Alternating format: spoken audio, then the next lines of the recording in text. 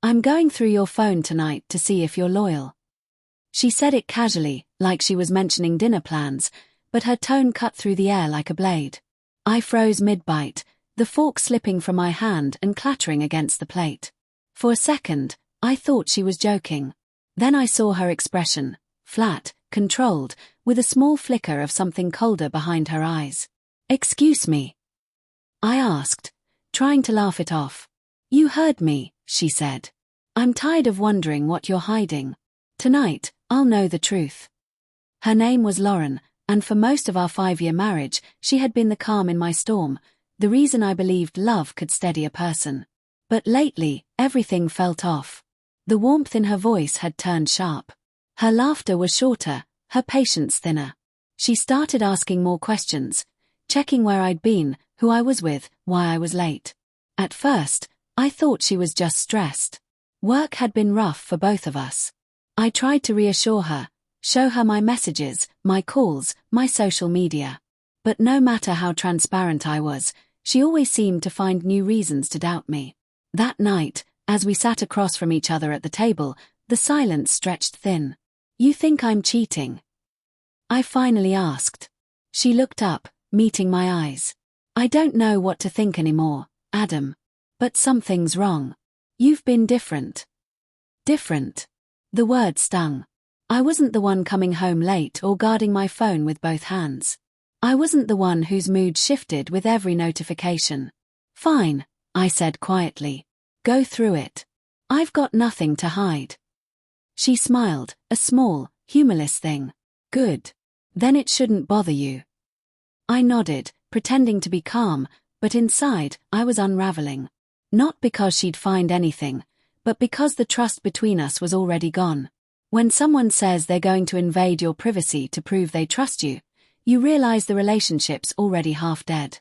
After dinner, she cleaned up in silence while I sat on the couch pretending to scroll through emails. My phone felt like a bomb in my hand, ticking louder with every passing minute. Around 9, she came into the living room, wiping her hands on a towel. "You ready?" she asked, like it was a chore she wanted to cross off the list. I handed her the phone. She unlocked it, sat beside me, and started scrolling. Every tap echoed in my chest. She moved through texts, calls, photos, her face expressionless. I watched her eyes move, watched her thumb swipe through my life. "This one," she said, pausing on a message thread. "Who's Rachel?" I leaned closer. "She's from work. She's married. We've been planning a presentation together. Check the messages, nothing's inappropriate." She read a few, her jaw tightening. "You text her late." "Because she's in another time zone." She said nothing, just kept scrolling. I could hear her breathing, steady but sharp. Then she locked the screen and handed the phone back. "You're clean," she said finally. The relief should have felt good. It didn't. I stared at her. "You don't sound relieved." She shrugged. "Maybe you're just smarter than I thought." Her words hit harder than I expected. "So no matter what, you'll assume I'm lying."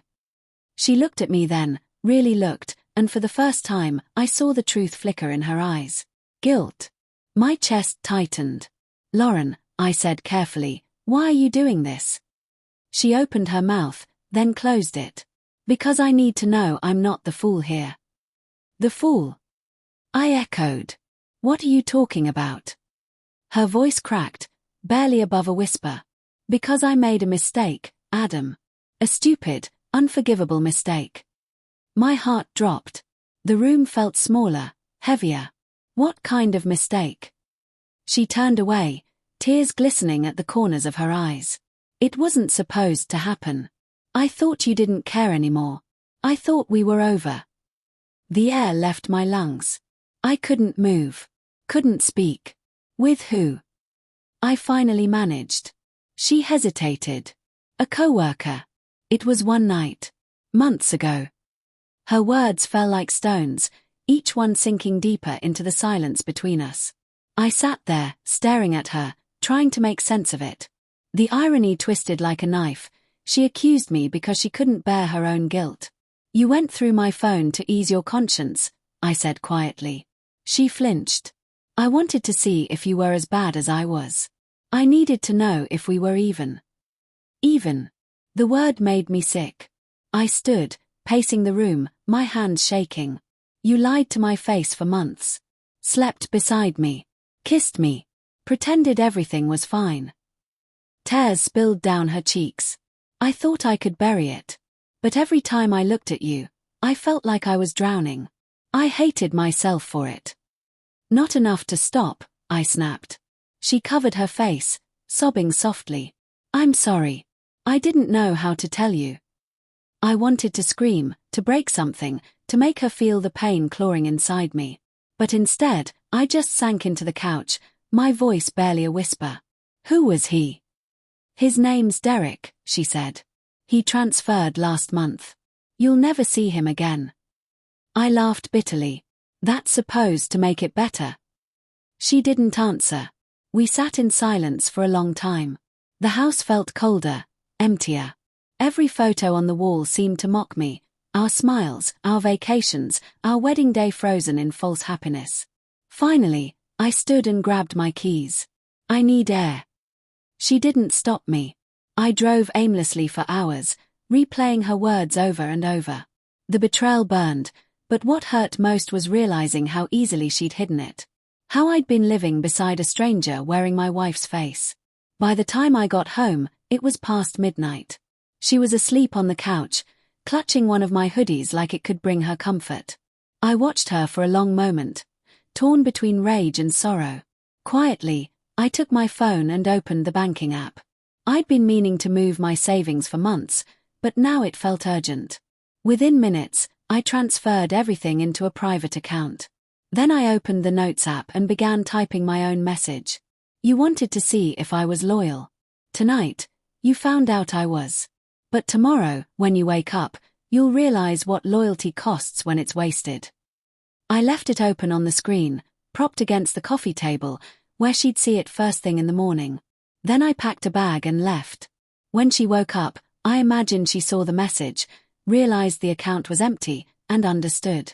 She'd been looking for proof of betrayal, but what she found instead was the silence left by the person who refused to be her alibi for guilt. In the end, she didn't expose me. She exposed herself. And for the first time in months, I didn't feel like the one being watched, I felt free.